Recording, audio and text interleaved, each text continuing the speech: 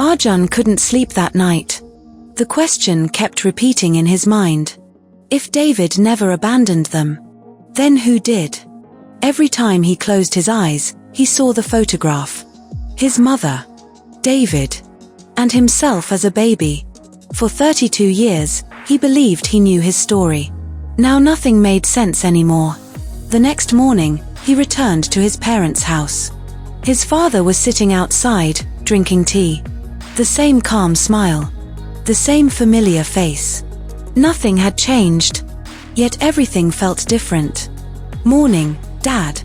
His father smiled. "Back again?" Arjun nodded. But his mind was somewhere else. He kept looking at the man who had raised him.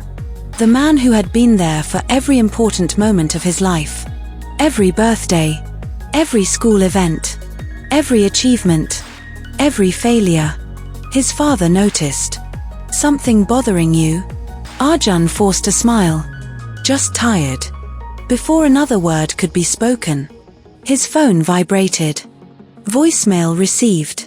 His heart immediately started racing. He stepped away and pressed play. David's voice sounded weaker than ever. "Arjun." A long silence followed. Then he spoke again. "I don't know if I'll get another chance." Arjun's stomach tightened. "There is something you need to see." Paper rustled in the background. Then came 3 words. "Locker 112. Another pause. "Central storage facility. The key is yours." The message ended. That was all. No explanation. No answers. Only another mystery. 2 hours later, Arjun stood inside an old storage facility on the edge of the city. The building looked forgotten. Dust covered the floor. The air smelled old. At the reception desk, an elderly manager examined the key. Then looked at Arjun.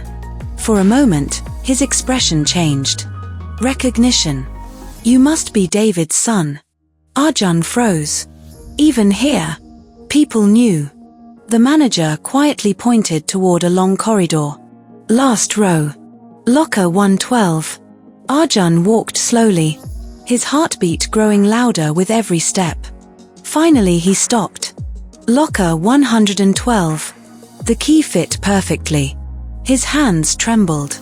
Slowly, he turned it. The door creaked open, and Arjun completely froze. The locker wasn't filled with money, or documents, or hidden secrets. It was filled with gifts. Hundreds of carefully wrapped birthday presents, each labeled with a year. Age 1, Age 2, Age 3, Age 4, Age 5, all the way to Age 32. Arjun couldn't breathe. 32 gifts. One for every birthday of his life. A tear rolled down his cheek. Slowly he opened one. Inside was a toy train. Attached was a handwritten note. "Dear son, you love trains right now. At least that's what your mother told me. Happy birthday. Love. Dad." Arjun stared at the final word. Dad.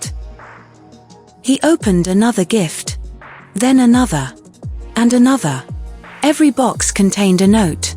Every note contained love. The kind of love that had nowhere to go. The kind of love that waited. Year after year. Birthday after birthday. Without ever being seen. Inside the final box was something different. An old voice recorder. Attached was a note.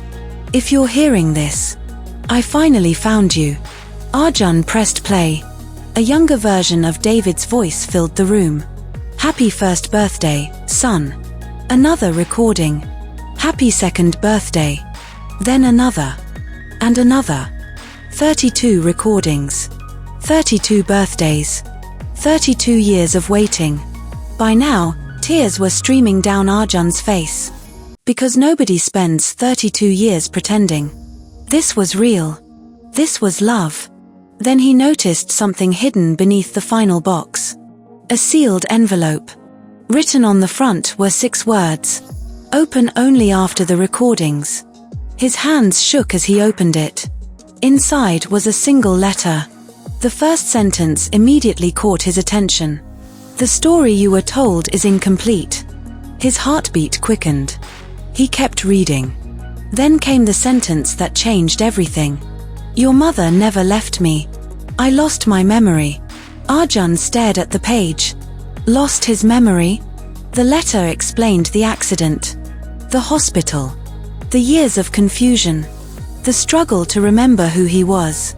By the time David recovered, everyone believed he had abandoned them. But then came the most shocking sentence of all. "The person who kept us apart wasn't your mother. It wasn't David either." Arjun's hands tightened around the paper. He continued reading. And suddenly his entire body went cold. Because the next name written in the letter was someone he knew, someone he trusted, someone he loved. Arjun stared at the name, again and again, unable to believe what he was seeing. "No," he whispered. "This can't be true." The letter slipped from his trembling hands. Outside, the evening sun slowly disappeared behind the city skyline. Inside locker 112, surrounded by 32 years of unanswered love, Arjun realized that the biggest secret of all had only just begun. End of part 2.